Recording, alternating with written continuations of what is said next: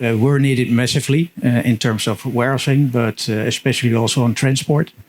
And that's where also the part of the cooperation with Metapack resigned from. Yeah.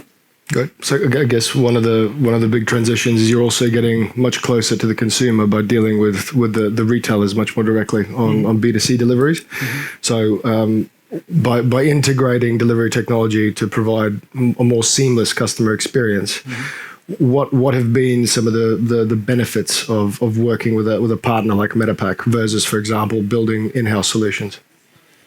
One could say you're not building your own Word or Excel. Hey? You're getting Microsoft in for that specific solution. In that transition, there were like 3 major points, major challenges that we saw with our customers in terms of that needed resolution.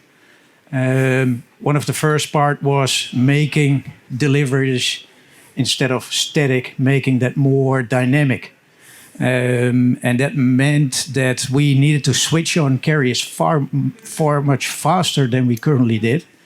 But that we also needed to be able to provide different services. And that's not only for the pallet and traditional retail business, but especially for e-commerce. You saw the transition that customers would like to choose between carriers, but especially services.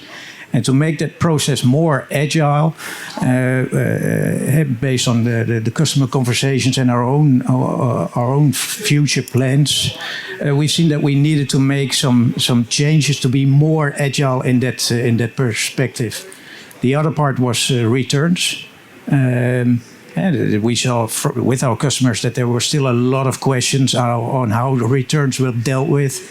A lot of questions to customer service teams of our customers in terms of how does a return need to be booked, presenting a label, and etc. And that resulted in a lot of questions to our customer service teams within our logistics warehouses. The last part is that in terms of track and trace for our own shipments, but especially giving insight into the track and trace availability of those shipments towards our customers was a huge development that was needed. And obviously we are providing, from a DSV standpoint, we are providing all the data that supports our customers to get that. But you want to have that loop closed where labels are directly integrated, and as such, track and trace events can be shown. So those 3 challenges that we saw in combination with the discussions with our customers, that is what we wanted to have resolved. And in that journey, Reitse and myself came into contact in terms of how Metapack is able to serve us, but as well as our customers to serve them in getting a more agile platform in choosing carriers or services. But also for ourselves to be able to switch on carriers far much easier than we currently did. We saw also periods with Cyber Monday and Black Friday where volumes were huge, and where we saw that postal carriers were flooded with parcels. So we wanted to switch them off or change services more quickly than we currently could. And with the solution that we've got with Metapack, we're able to, with a flick of a switch, we're able to switch on or off a carrier or a service. And in that transition, those 3 challenges that we saw combined with the conversations with our customers, that's how we found the Metapack in terms of getting a resolution for that. Very interesting. And in terms of deploying the in-house IT budget into that specific area, would you say the operational issues were more heavily weighted in your decision making versus the customer experience, or the other way around? They combined, one could say. It's especially in the transition of over the last year in terms of e-commerce in general, with the effects on our business, which was huge. But what we also saw is that with the developments internally, that assigning resources, engineering resources, which are extremely scarce and getting scarce more and more, we said that it's important to get a specialist in this kind of part of the organization involved. And what I said, you're not building your own Word or Excel. You're buying a system that is helpful for that transition. And we perceive that with this solution that Metapack is supporting our business, and to be able for our engineers to be really focused on the WMS processes as such. Yeah. Core business in-house. Correct. But it's interesting that you reference availability of tech talent as one of the reasons to outsource. That's fascinating.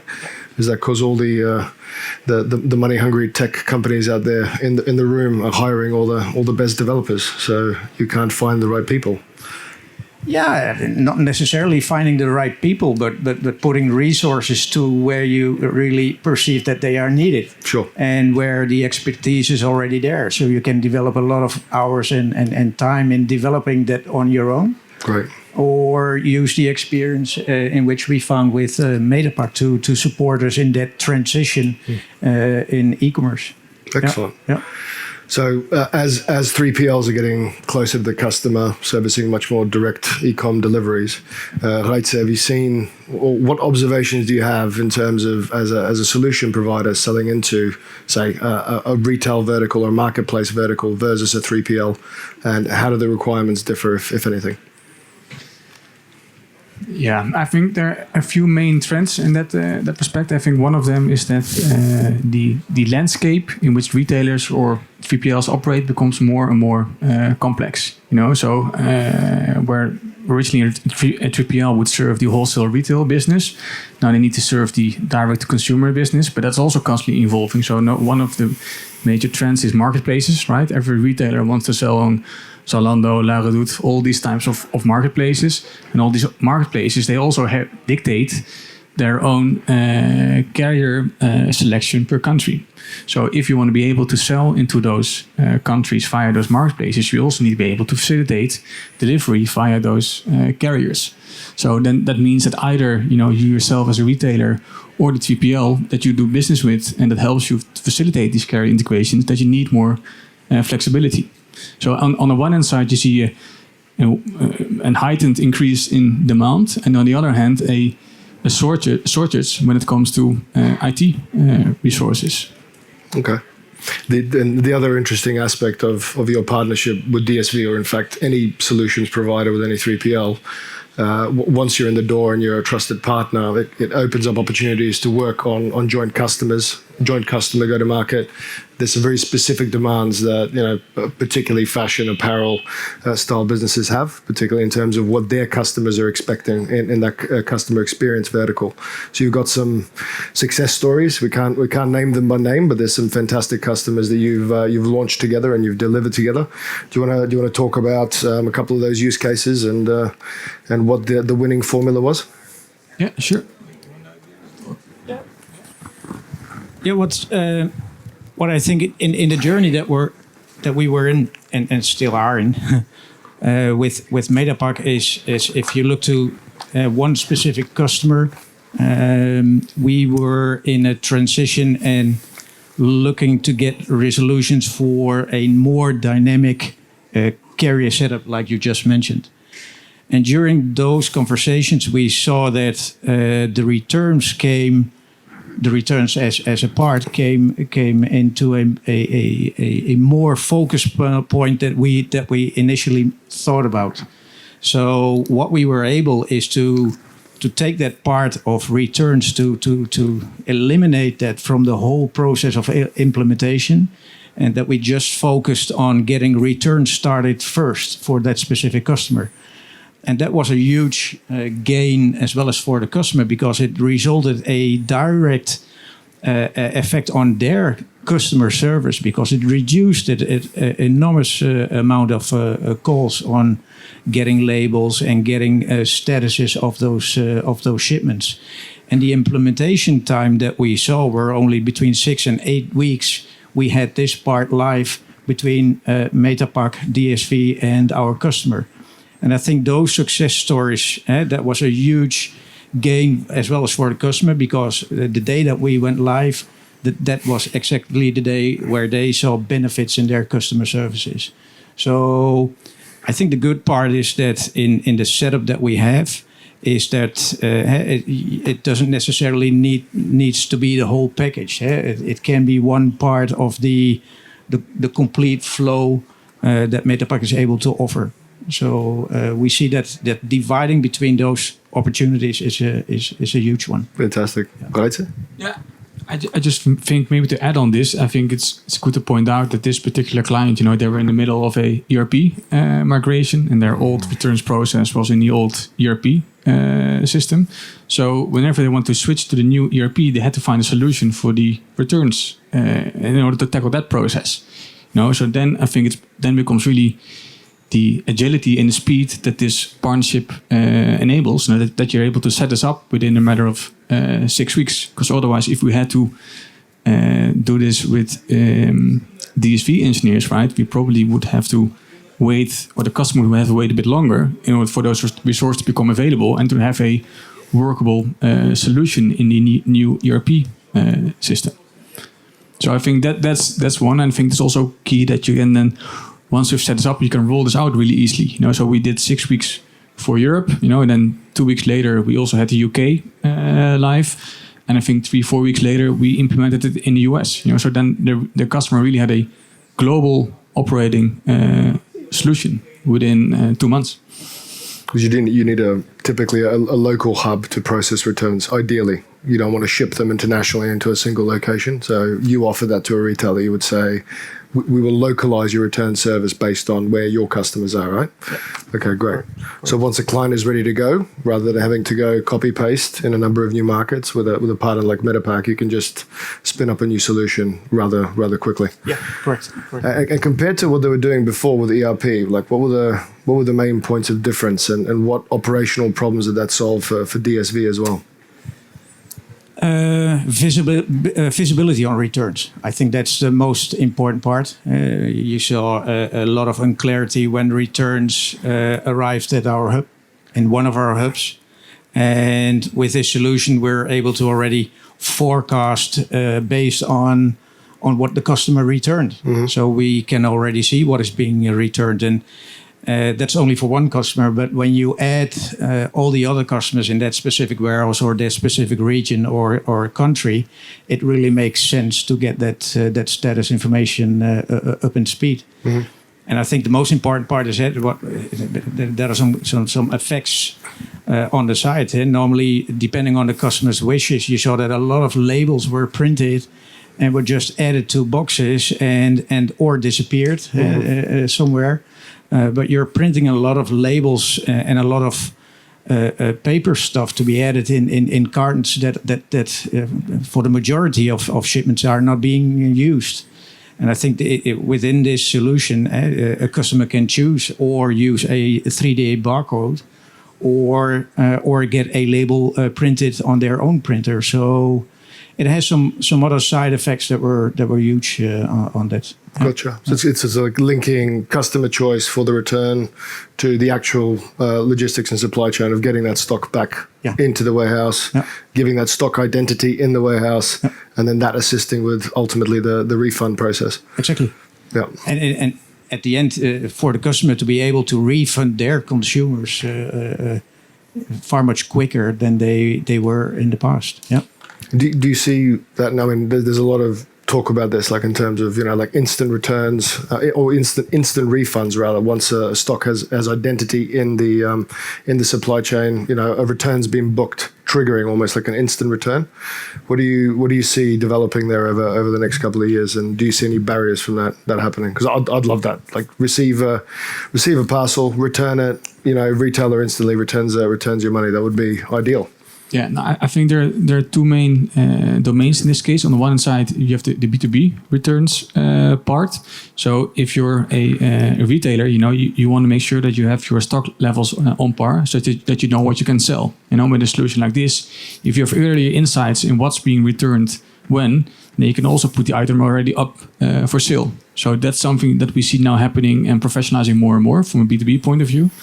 And then if you look at the B2B space or B2C space, I mean, it's become, because the price that you can gain with e-commerce becomes bigger, the competition also increases. So retailers are going through extra lengths to make it as attractive as possible to buy with them, but also to make it easy to return.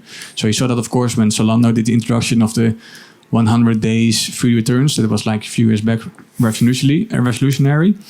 What you see now happening is that instead of, it's a bit more around retailers trusting their customers. So if they know at one point that for every parcel we get, that 99% of the people actually return the item and don't put an old t-shirt instead of the actual t-shirt into the box, that they already start refunding at the point of handover at the carrier, instead of refunding at the point of handing it over at DDC once a few checks has been made. And the expectation is that will continue to increase over the next few years. Very interesting. Just from DSV's perspective, like, this is purely a commercial question, and you don't have to answer it if you don't want to. But what I've observed with 3PLs is it tends to be obviously a fulfillment and outbound play in terms of your revenue generation. DSV does a lot of other things, but purely in terms of the 3PL operation. And typically the return scenarios is almost like total net new business. So is that the same case with you in terms of why you would use this as like a tip of the arrow to get into new retail relationships? Not specifically in terms of new retail businesses, but in the transition over in e-commerce, it's payment services was huge at one certain point. Mm-hmm. Delivery choices of delivery were huge at a certain point. We now see that returns becomes that next level of focus, and so I don't think it's a sole sell, but it becomes a new part in e-commerce that needs firm attention. Yep. And from a solutions perspective, that's obviously a big focus point to get that solved. Gotcha. Yeah. I just think it's an interesting light touch way for you to secure new retail brands by offering, a much better globalized return service. Exactly. It's a good strategy. And then from there you can develop new services within the retailer. Yeah. Very cool. Okay. Mm-hmm. In terms of your collaboration, so, we discussed a few points, availability of talent, no one writes their own Excel in-house. There's a reason you buy Microsoft, the benefits of outsourcing. There's also the inverse, which is, how do you manage a successful third-party relationship? So, retailers, 3PLs, other partners in the room, is there any advice or recommendations you have around do's and don'ts?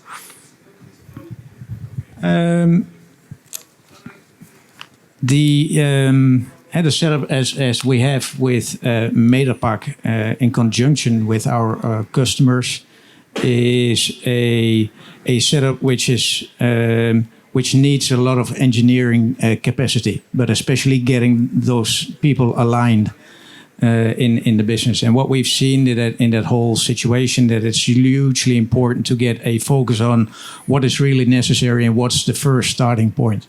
And you start to, within the possibilities, you look at the complete bandwidth of your opportunities. And one of the biggest points was getting a focus point on what is really necessary to get started first. Once the basics are there, we've seen that you can easily start adding stuff to that. So I think one of the key parts is to really keep it simple in terms of implementations, and then start building on the rest.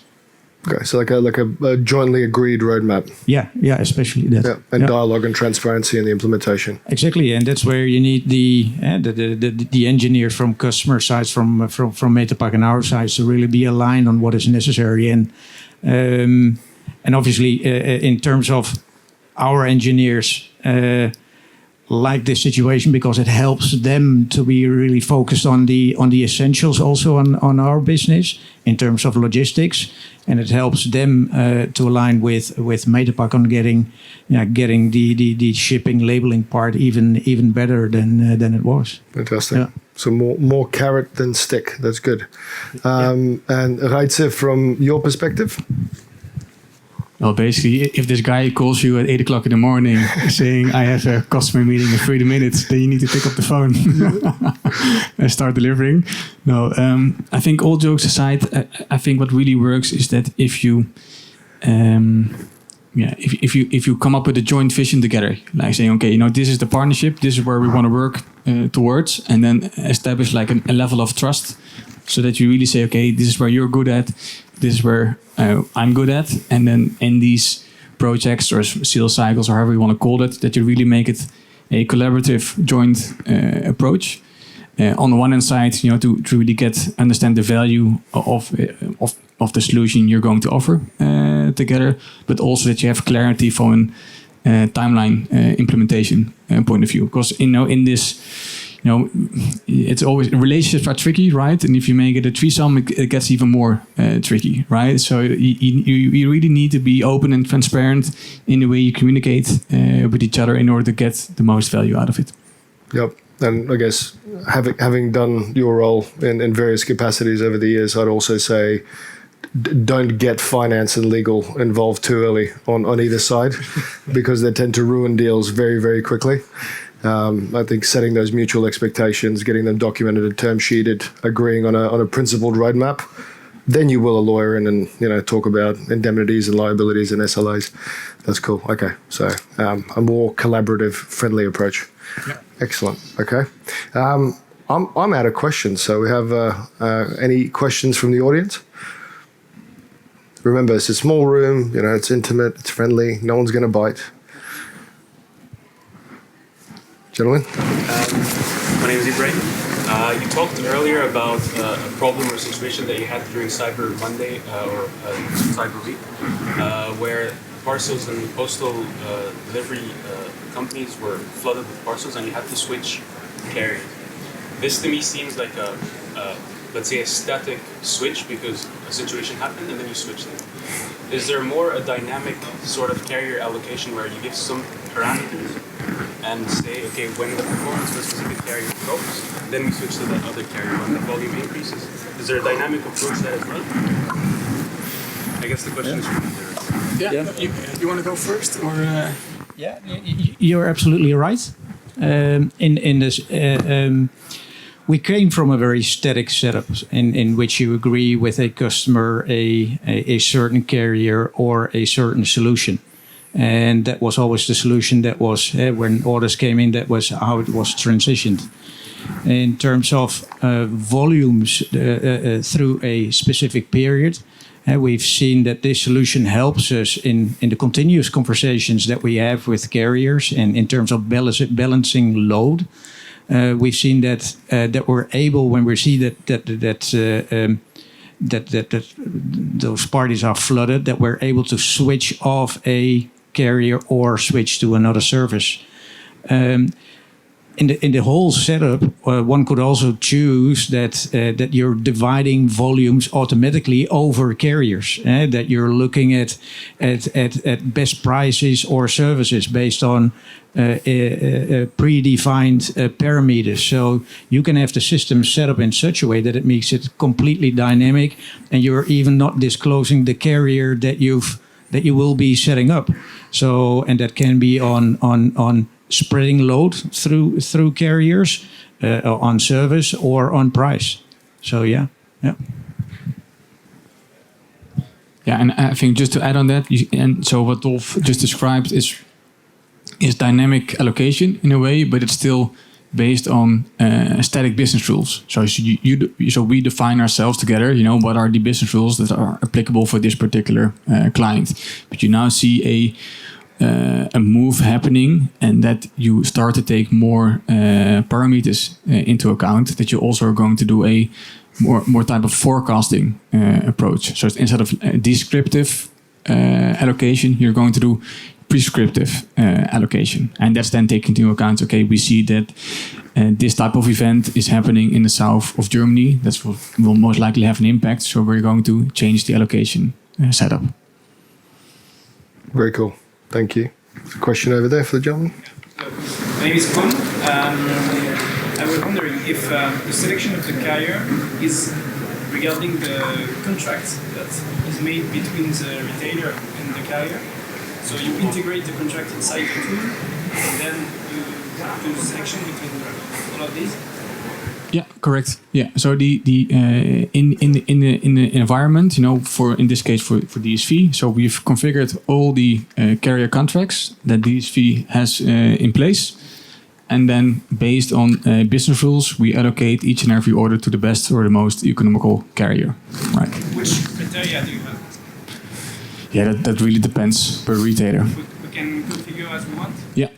So for some it's on price. For others it's more on service type. Other one it's more okay. If we see that this particular carrier has a good performance in the north of Spain, but a bad performance in the south of Spain, then we can also take that into account when doing the allocation. So yeah, it's really a mix of business rules that you can set up. Thanks. And last question. The question before. When you have like the Cyber Week, you might have a full capacity of some carriers. So do you have inside the tool the capacity of the carrier? Because usually you have an infinite capacity for the national carrier, or you act like you hope, yeah. It's infinite. Sometimes it's not. For local carriers, it's surely not. So how can you configure it in this tool? Yeah, so then basically you set up a counter. So then you say, okay, let's say, I don't know, I do on average 5,000 parcels per day, right? And then you can make agreements with your carriers. So you can say, okay, I give 500 parcels to carrier A, 2,000 to carrier B, 2,000 to carrier C, and 500 to carrier D. So those types of rules are you can configure then, and based on that do your allocation. Thanks. Excellent. We've got about 7 minutes. Does anyone else want to ask a question? I'll buy you a coffee outside. Go on, please. Taking into consideration that the global last mile is very fragmented, you told that basically you operate with 400 carriers. What is it in terms of how many countries do you cover? And do you have any focus on specific countries? Yeah, so it's 400 carriers, and well, combined it's over 9,400 services that they offer, and it's really a global setup, so to say. Of course, we're headquartered in the UK. We have offices in Amsterdam, in Germany, in Poland, and Paris. So those markets will, from a client origin point of view, have the strongest coverage. But you can imagine that companies like Adidas, H&M, ASOS, they operate on a global scale. So whenever H&M wants to go to Mexico or Russia, then we help them get there. So then. Well, I can't say honestly if we have coverage in every country over the world, but like every major market from Canada to Australia, we cover. If you have a very exclusive, let's say, customer wish, right, for a special service or for a special country, how long does it take from your experience to implement that? Yeah, good question. It really depends. So you can imagine that if you want to integrate with Japan Post, for instance, that there's way, besides the technical barrier, there's also a language documentation barrier that you need to go through, right? So then, if it's not new, it's a few months that you need to take into account. Yeah, for the record, all carrier management systems really, really hate that question.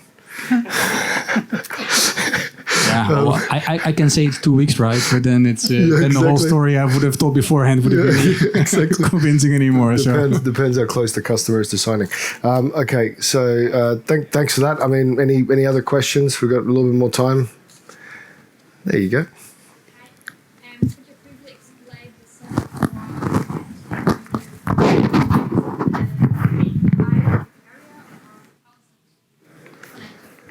So we have 3 different methods, so to say. So our preferred method is what we call native integration. So that basically means that we copy all the carrier logic and routing tables from the carrier onto our own platform. So that whenever DSV or a consumer in the checkout requests a carrier service or a label, then we don't need to communicate to the carrier via the API. We can just give a response back on the data into our own system. Secondly is that we do it also offline, but then we don't take the carrier logic into account. We just use our own carrier label format. And a third option is via API. But then it really depends, like the most large carriers have quite okay API performance, but well, depends a bit, right? Doesn't really have to be the case. But yeah, well, the more exotic, the smaller the carrier gets, right? Then what we see is that the less reliable the API performance becomes. So that's why we try to, or we prefer to have the offline integration in place in order to ensure the speed and stability of the label generation. Please. In terms of analytics, what can you provide? Good question. A lot. So we have a whole suite of reports, which basically starts with tracking completeness or tracking latency reports. So that you see, okay, out of those 100 or 1 million parcels, what percentage do I actually get tracking data from? If I've sent a parcel today, when do I actually get the tracking data? So that's also important, right? Because you want to be informed, but you also want to be informed in time. And you can also see things like, okay, this is what I promised to the consumer during checkout, and this is what I actually delivered in the end. And then, so you can then take that data to then analyze, saying, okay, I constantly make this delivery promise, but I'm not keeping my promise. So what do? Do I change my delivery promise, or do I change my carrier in a certain lane? So yeah. And in terms of the tracking, like you talked about labels before and how they always fall off. Well, not always, sometimes. That happens a lot in our case. How do you mean fall off? When the customer has to stick a label on the box. Ah, yeah. How do you, like, what are your insights on this? Like, how have you gone around this? Or is this something we have to accept? Now, what you see happening more and more, but this is specifically for returns, right? Yeah. Is that you see retailers moving to a labelless or paperless returns services. I mean, of course, this has to be facilitated by the carrier also. But you see now more and more that you, instead of just when you request a label, instead of printing the label, because most people don't have a printer these days anyway, is that you get a barcode sent to your email address, and then you take that barcode to the carrier, or the carrier comes to you for pickup, and then they scan the barcode and they print the label and paste the label on themselves. Excellent. I think one last question. If anyone's feeling brave. Gentlemen. Go for it. Do you have a solution for the local driver, that doesn't have any IT system? Do you provide a mobile app for them to be integrated directly in the tool, or not? I think that's slightly different, isn't it? No, that's not something we as Metapack.